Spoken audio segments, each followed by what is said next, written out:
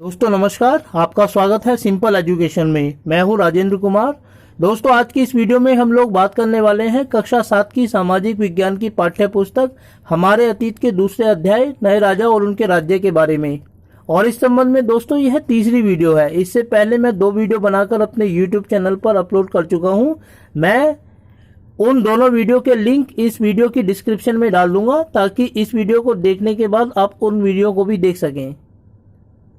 दोस्तों वीडियो को शुरू करने से पहले मैं आपसे अनुरोध करना चाहूँगा कि यदि आपने मेरे चैनल को अब तक सब्सक्राइब नहीं किया है तो सबसे पहले आप मेरे चैनल को सब्सक्राइब करें ताकि मेरी वीडियोस आपको सबसे पहले मिलती रहे, और साथ ही बेल आइकन को प्रेस करें ताकि मेरी सभी वीडियोस आप तक पहुँचें। तो चलिए दोस्तों, बिना वक्त जाया किए हम शुरू करते हैं अपना अध्ययन नए राजा और उनके राज्य के बारे में। दोस्तों आज की इस वीडियो की हम शुरुआत करेंगे चोल राज्य के नज़दीक से एक नज़र से लेकर, और इसके बारे में जो हम अध्ययन करेंगे वह है उरयू से तंजावुर तक। दोस्तों इसी अध्याय की पहली वीडियो में हमने बात की थी कि जब 8वीं-9वीं शताब्दी में ऐसे नए राज्यों का उदय हुआ जिन्हें अक्सर शासक स्थानीय शासकों के रूप में मान्यता प्रदान करते थे, लेकिन कई बार अधिक ताकत इकट्ठी करके, अधिक संसाधनों को इकट्ठा करके ये लोग खुद राजा के खिलाफ बगावत कर देते थे और स्वयं अपनी सत्ता स्थापित कर लेते थे और स्वयं स्वतंत्र शासकों के रूप में राज्य करना आरंभ कर देते थे। ऐसा ही वाक्य हम देखते हैं 8वीं-9वीं शताब्दी में चोल शासकों के बारे में। दोस्तों चोलों की सत्ता दक्षिण भारत के तमिलनाडु में 9वीं शताब्दी में स्थापित हुई थी। शुरुआत में ये लोग कांचीपुरम के पल्लव शासकों के अधीन थे, लेकिन 9वीं शताब्दी में कुछ ऐसा हुआ कि स्वतंत्र चोल साम्राज्य की स्थापना हुई। हुआ ये कि 9वीं शताब्दी में ओरैयार के चोल वंश के परिवार के मुखिया थे विजयालय। उन्होंने मुटियारों को पराजित किया और स्वयं की स्वतंत्र सत्ता स्थापित कर ली और स्वयं को स्वतंत्र शासक घोषित कर दिया। विजयालय ने तंजावुर नामक शहर की स्थापना की और उसको चोल वंश की राजधानी बनाया, और साथ ही निशुंभ सूदिनी नामक एक विशाल मंदिर का निर्माण करवाया। विजयालय के बाद विजयालय के उत्तराधिकारियों ने भी इसी नीति को अपनाया और उन्होंने पल्लव तथा पांड्य सत्ताओं को पूरी तरीके से मिटाकर स्वतंत्र चोल वंश की स्थापना कर डाली। दोस्तों चोल वंश का ही एक महत्वपूर्ण शासक था राजेंद्र प्रथम। उसने तो अपने साम्राज्य का इतना अधिक विस्तार किया कि उसने श्रीलंका को भी अपने साम्राज्य में मिला लिया और उसका नाम मुंडी चोल मंडलम रखा। चलिए दोस्तों थोड़ा सा आगे बढ़ते हैं और देखते हैं आगे की कहानी। उसके बाद है भव्य मंदिर और कांस्य मूर्तियां। दोस्तों 8वीं-9वीं शताब्दी में अस्तित्व में आने वाले इन नए राजाओं की खासियत ये थी कि इन्होंने अनेक बड़े बड़े मंदिरों का निर्माण करवाया। गंगईकोंड चोलपुरम और तंजावुर के मंदिर को हम इसके उदाहरण के रूप में देख सकते हैं। ये राजा न केवल बड़े बड़े मंदिरों का निर्माण करवाते थे बल्कि इन मंदिरों को बड़े बड़े अनुदान भी दिया करते थे। ऐसा माना जाता है कि एक ही मंदिर का निर्माण अनेक शासकों के द्वारा करवाया जाता था। अनेक पीढ़ियों के राजा एक मंदिर के निर्माण में लगे रहते थे क्योंकि मंदिर इतने बड़े होते थे आकार में कि किसी एक राजा के जीवन काल में ये पूरे ही नहीं हो पाते थे। क्योंकि राजाओं द्वारा इन मंदिरों को बड़ा बड़ा अनुदान दिया जाता था, इसीलिए ये मंदिर धन संपदा के अधिग्रहण का बड़ा स्थान बन गए थे। और महमूद गजनवी जैसे आक्रमणकारियों ने इसी धन को लूटने के लिए भारत के ऊपर बार बार आक्रमण किया था, क्योंकि उसने मंदिरों को अपने आक्रमण का निशाना बनाया था।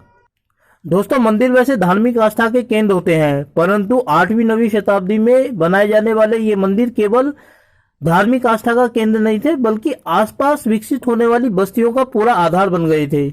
और अक्सर राजाओं के द्वारा इन मंदिरों को दान में पूरे के पूरे गांव दे दिए जाते थे। इन गांव की आमदनियों को इन मंदिरों से संबंधित लोगों के लिए खर्च किया जाता था। मंदिरों से जुड़े हुए जितने भी लोग थे, देवदासियां, पुजारी, पुरोहित वगैरह, इन गांव की आमदनी से उनके रखरखाव के लिए धन जो इकट्ठा होता था उनके ऊपर खर्च किया जाता था।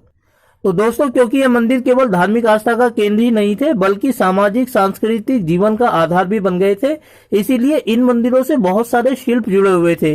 एक महत्वपूर्ण शिल्प था कांस्य की मूर्तियों का निर्माण करना। ये एक प्रमुख शिल्प था जो 9वीं शताब्दी में चोलकालीन मंदिरों से जुड़ा हुआ था।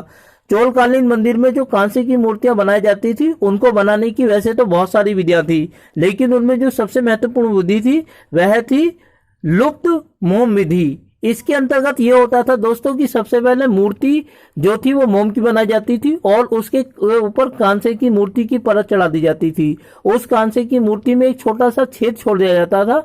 जब मूर्ति बन जाती थी तो उसके बाद उस मूर्ति को गर्म किया जाता था। गर्म होने के कारण जो मोम वाली मूर्ति होती थी वह उस छेद में से पिघलकर बह जाती थी, जबकि कांसे की मूर्ति अपना आकार ले लेती थी।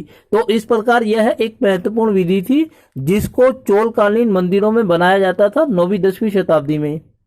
आपने दोस्तों नटराज की मूर्ति के बारे में सुना होगा। नटराज की मूर्ति दरअसल 9वीं शताब्दी में चोलकालीन मंदिरों से ही जुड़ी हुई थी और यह एक विश्व प्रसिद्ध मूर्ति मानी जाती है।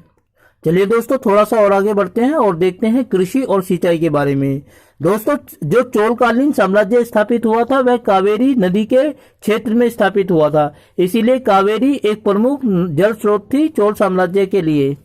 और यह जो कावेरी नदी थी वह बंगाल की खाड़ी में गिरती है, लेकिन बंगाल की खाड़ी में गिरने से पहले यह अनेक छोटी छोटी धाराओं में शाखाओं में विभाजित हो जाती थी और अक्सर यह पानी को उलीचती रहती थी। इस पानी को उलीचने के कारण यह शाखाएं तट के ऊपर उपजाऊ मिट्टी को जमा कर देती थी, जिसके कारण यह उपजाऊ मिट्टी वहां फसल उत्पादन को संभव बनाती थी। इसी कारण चोल काल में दोस्तों चावल का भरपूर उत्पादन होता था, क्योंकि चावल का उत्पादन करने के लिए जिस आर्द्र जलवायु की आवश्यकता होती थी वह कावेरी नदी की शाखाओं के द्वारा तैयार कर दी जाती थी।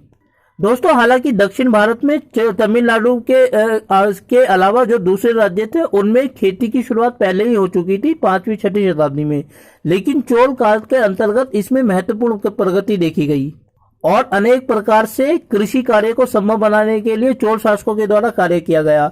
सबसे पहला कार्य यह था कि इसमें कृषि क्षेत्र का विकास किया गया। ऐसी भूमि जो अब तक बेकार पड़ी थी, बंजर पड़ी थी, उसको खेती के लिए उपयोगी बनाया गया। यह कार्य किया गया चोल काल के द्वारा। इसके अतिरिक्त तो जो उबड़ खाबड़ भूमि होती थी, ऊंची नीची भूमि होती थी, उसको समतल किया गया ताकि उसको कृषि के लिए उपयोग किया जा सके।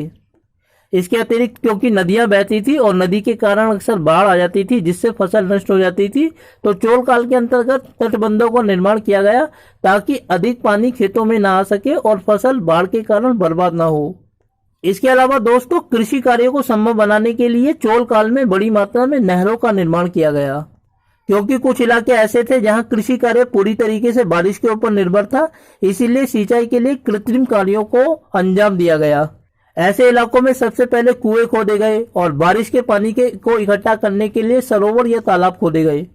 साथ ही क्योंकि पानी के बंटवारे को लेकर अक्सर विवाद होता था, इसीलिए पानी के बंटवारे को न्यायोचित तरीके से संभव बनाया गया। इसके अंतर्गत जो राजा होते थे और जो स्थानीय संगठन होते थे वे मिलजुल कर निर्णय लेते थे और अक्सर यथासंभव न्यायोचित व्यवस्था को अंजाम देते थे। इसके कारण दोस्तों जो नए शासकों के रूप में चोल वंश की स्थापना हुई थी, धीरे धीरे उसने लोगों को आश्वस्त कर दिया और लोगों ने उसी तरीके से उनको अपना शासक मान लिया, जिससे पहले जिस तरीके से वे पल्लव शासकों को अपना शासक मानते थे। एक वंश को खत्म करके अपने आप को एक नए शासक के रूप में स्थापित करना इन नए राजाओं के लिए अक्सर एक चुनौती हुआ करती थी और चोल शासकों ने इस कार्य को बहुत बखूबी अंजाम दिया। दोस्तों अंत में आपसे अपील करना चाहूंगा कि यदि आपको वीडियो अच्छी लगी तो आप वीडियो को लाइक करें और चैनल को सब्सक्राइब करें और ऐसी ही वीडियोस के लिए मेरे साथ बने रहें मेरे यूट्यूब चैनल सिंपल एजुकेशन पर। वीडियो को देखने के लिए आपका बहुत बहुत धन्यवाद दोस्तों।